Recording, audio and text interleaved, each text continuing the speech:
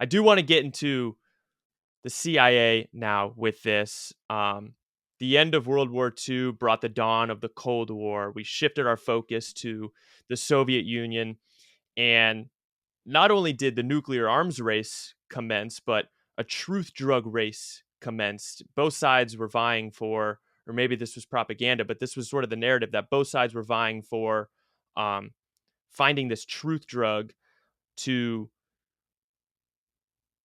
make basically, like you said earlier, make pawns of people so they could get information from them. Um, can you speak to sort of the narrative around the Soviet Union and this communist brainwashing phrase that came to be? Well, the CIA director Dulles um, addressed university students at one of his first speeches that he gave. And the CIA wasn't really known at the time because it was new. It was made in 47 because the United States was now a superpower and needed like a central intelligence agency because before that they didn't have one. And the Soviet Union was already quite good in intelligence because they had been really fighting the war against Hitler.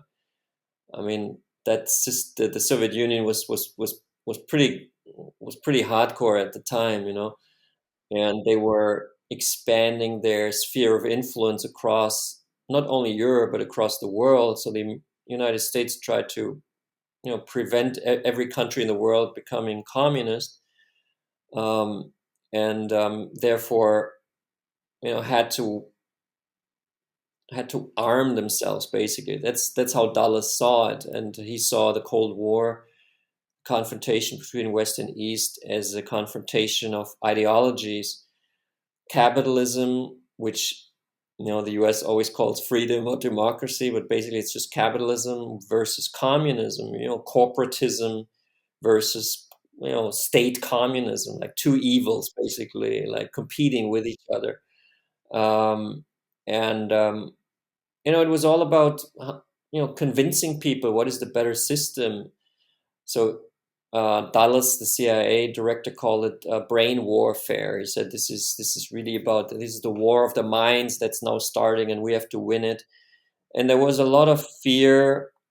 I mean, there was a time of paranoia in America, like everyone could be a Russian spy, like your neighbors could be communists, basically.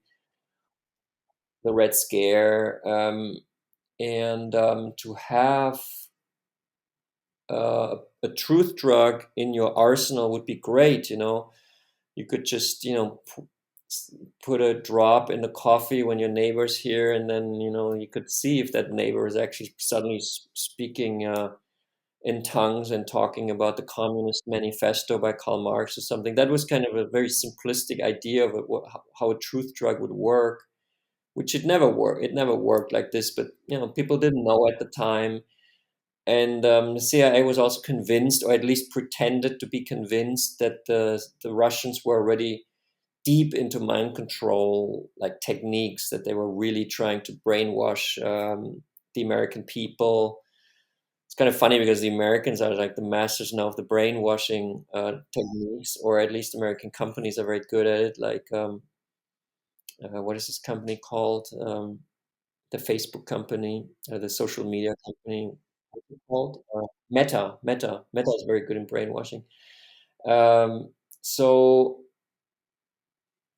I mean, the idea was, if they have it, we also have to have it. We can't be unprepared. This all makes sense, in the Cold War. It's an arms race also when it comes to drugs and biochemical stuff. And if maybe the Soviets are already preparing the LSD weapon and will poison the water supply of New York and LA at the same time, or like the Pentagon will poison the Pentagon and then attack us or whatever. So, I mean, these thoughts make sense from a Cold Warrior's point of view. So America really went into trying to develop a truth drug, and looked at LSD very intensely and tried to prevent Sandoz, the Swiss company, from selling LSD to the other side of the Iron Curtain. That was kind of the background of MK Ultra, this mind control program. I think that's an important point to make that you made. You know, it's easy to look back in hindsight from where we are now and sort of see the dubiousness in their actions and see how they were wrong. But if you put yourself in their shoes, um, with the information they had at the time, their actions are, they're wrong, but they are understandable. And I think it's important to empathize when looking back on history. But were the Soviets actually, doing this sort of truth drug experiment, or was this just propaganda? I never found anything. I mean, I can't rule it out, but nothing really points to them doing it. I mean, in the Korean War, there were these famous cases of captured US pilots who would then go in front of Chinese cameras and say things like that they dropped biochemical weapons on the Korean civilian population. And then, the reaction in the US was obviously this can't be true. We would never do such a thing. So they must have been brainwashed. That's in a way when the idea of brainwashing really started with the Korean War. But maybe they were just saying the truth. I don't know. I mean, also you don't really. I'm sure they were, the Chinese. I'm sure it's not nice to be in a war, captured by the Chinese, and then being interrogated for like a year in a cage or something. I don't know if it's torture or brainwashing or what it is. It's certainly horrible. And maybe then they tell you, if you go in front of the camera and you say that America is bad, then we'll let you live. And if you don't say that, we'll give you the rice torture or something. So I don't know. But I've never come across like serious mind control experiments that the communists did. Um, there was a program in Czechoslovakia, but it was not really a mind control program. That's the only Eastern country where LSD was produced. They had a factory near Prague where they made LSD and then gave it to a lot of artists and intellectuals in Czechoslovakia in the 50s and 60s. And I think that actually contributed to this free spirit that evolved in Czechoslovakia, which then led to them trying to leave the Eastern Bloc, leave the Warsaw Pact, which then led to Soviet tanks rolling into Prague. Um, so yeah, that's my knowledge so far. Well, nevertheless, this fear drove the CIA and the Americans to start MK Ultra, which you have referenced, um, giving people LSD without their knowledge, trying to find this truth drug. What exactly was MK Ultra? What was the goal of MK Ultra? Um, and what was its effect? What was its impact? Well, the goal of MK Ultra was to win the brain warfare. Um, in order to do so, they hired a man called Sidney Gottlieb, who became the head of MK Ultra, and he was basically interested in all kinds of dirty mind tricks, like how can you manipulate a person? How could you change? How could you install fear in a person? How, this is all about what, prisoners that we interrogate, or can we create the Manchurian candidate, or can we make a person gay, or can we make a person, can we, like, lots of questions about manipulating the mind or a personality. Can we destroy a personality if we give that person a very high dosage of LSD, maybe every day, and that, without that person knowing, like, person would think goes insane. Whenever I drink coffee, I go insane, and my colleagues don't. So maybe something's wrong with me.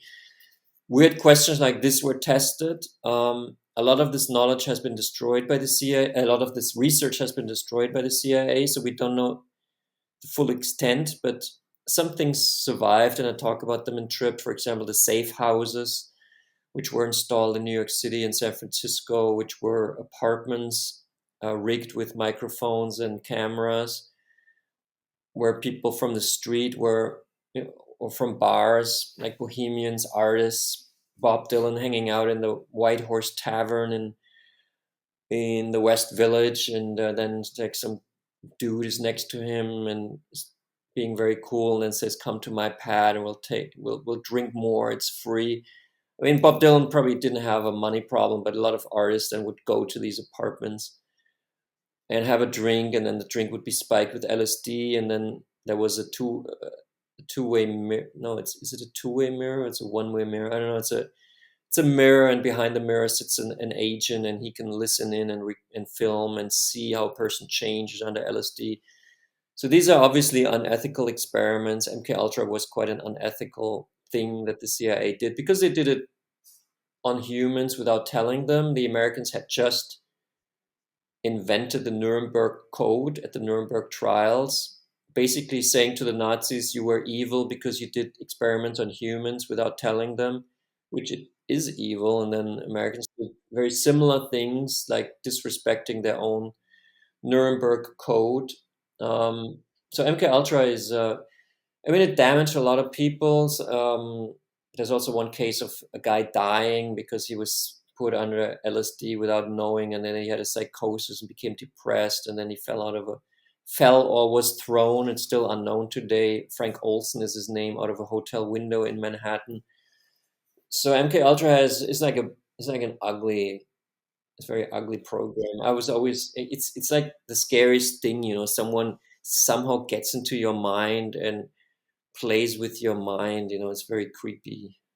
Uh, they also used American universities as part of MK Ultra without telling these universities. That was a genius idea of Gottlieb to use neutral sounding foundations like the Rockefeller Foundation or other foundations, giving them money for uh, psychic research, maybe you would call it, more neutrally, and then they would fund universities in America to conduct stuff with LSD, like tests with LSD. So the universities, they thought that, you know, doing good research, scientific research, but it was kind of manipulated from the back by Sidney Gottlieb. Um, so you know, it's not good. It's not what a democracy should do. Yeah, 100%. It definitely is a dark stain on American history. You're right though. It is very hypocritical of the Americans as soon as they draft this Nuremberg Code and condemn the Nazis for conducting experiments on unknowing victims. They're sort of doing the same thing with MK Ultra, and what you were referencing with the apartments was Operation Midnight Climax. Sort of, can we get people in compromising situations to get them to reveal information, which is obviously completely unethical.